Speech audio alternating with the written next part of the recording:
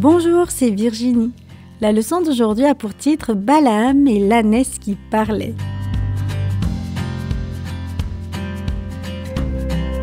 Le verset à mémoriser se trouve dans Jean 14, verset 23. Si quelqu'un m'aime, il gardera ma parole. As-tu déjà vu un chien faire des tours? Certains chiens peuvent rouler sur eux-mêmes et faire le beau. Dans notre histoire, un homme a entendu un animal parler. Parler vraiment! Voyons ce qu'il a dit. Les Israélites approchaient de la terre promise, mais ils ne se faisaient pas que des amis en avançant. Les nations environnantes avaient essayé de leur bloquer le chemin, forçant ainsi les Israélites à leur faire la guerre. Mais Dieu était de leur côté, et chaque victoire était comme un message envoyé à leurs ennemis.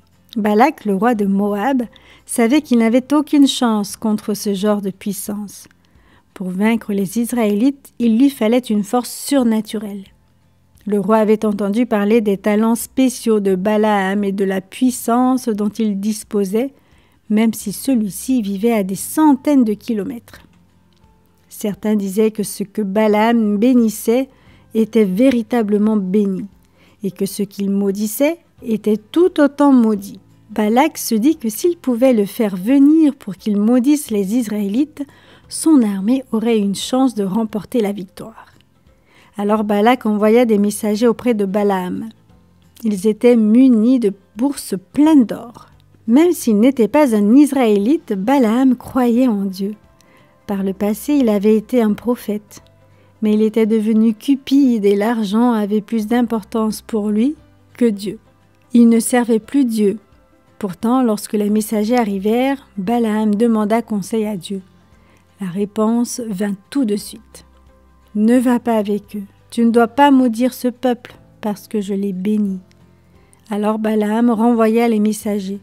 Mais Balak envoya encore plus de messagers avec encore plus d'or. Balaam avait déjà demandé à Dieu ce qu'il devait faire et Dieu lui avait déjà répondu de ne pas y aller.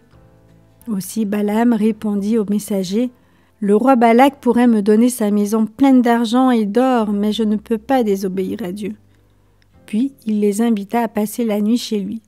Peut-être Dieu allait-il changer d'idée? Cette nuit-là, Dieu dit à Balaam: « Ces hommes sont venus pour t'appeler. Vas-y, mais tu feras ce que je te dirai. » Voulant vraiment recevoir la récompense de Balak, Balaam sella son ânesse et il partit avec les messagers. Balaam ne vit pas l'ange qui se tenait sur le chemin pour lui barrer le chemin, mais son ânesse le vit, et elle entra dans un champ.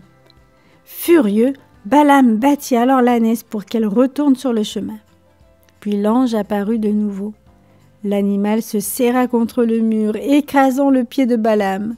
Balaam la battit une seconde fois. La troisième fois que l'ange apparut, l'ânesse ne put aller ni à droite ni à gauche. Alors elle se coucha par terre. C'est après que Balaam l'eut battue une troisième fois que le Seigneur fit parler l'ânesse. « Que t'ai-je fait pour que tu m'aies frappé déjà 3 fois ?» demanda-t-elle à Balaam. Balaam était dans une telle colère qu'il répondit à son ânesse sans réfléchir. Il ne réalisait même pas qu'il discutait avec un animal. « Tu t'es moqué de moi » lui répondit-il. « Je suis ton ânesse que tu as montée jusqu'à ce jour » rétorqua l'ânesse. « Ai-je l'habitude d'agir ainsi ?» C'est alors que Balaam vit l'ange. « Si ton ânesse ne s'était pas détournée de moi, je t'aurais tué » dit l'ange à Balaam. Son ânesse lui avait sauvé la vie. « J'ai péché » admit Balaam. « J'ai eu tort, je vais retourner chez moi. »« Non » fit l'ange, « va avec ces hommes. » Mais tu ne feras que répéter les paroles que le Seigneur te dira.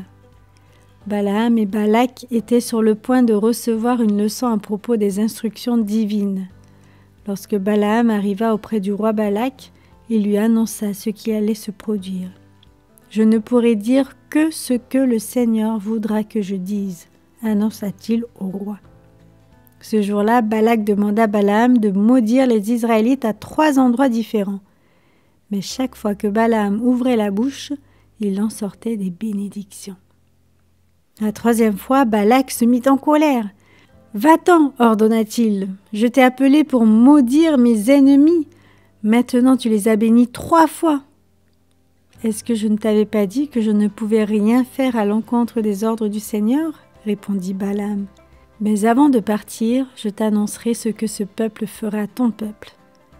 Cette fois, Balaam prononça une vraie prophétie. Un chef va sortir d'Israël, il écrasera la tête des Moabites. Les Israélites feront périr ceux qui resteront dans les villes. Dieu montra à Balaam que l'adoration implique tous les détails de notre vie. Adorer, c'est vivre une vie qui fait plaisir à Dieu. Adorer, c'est écouter la voix de Dieu. C'est obéir à ses commandements.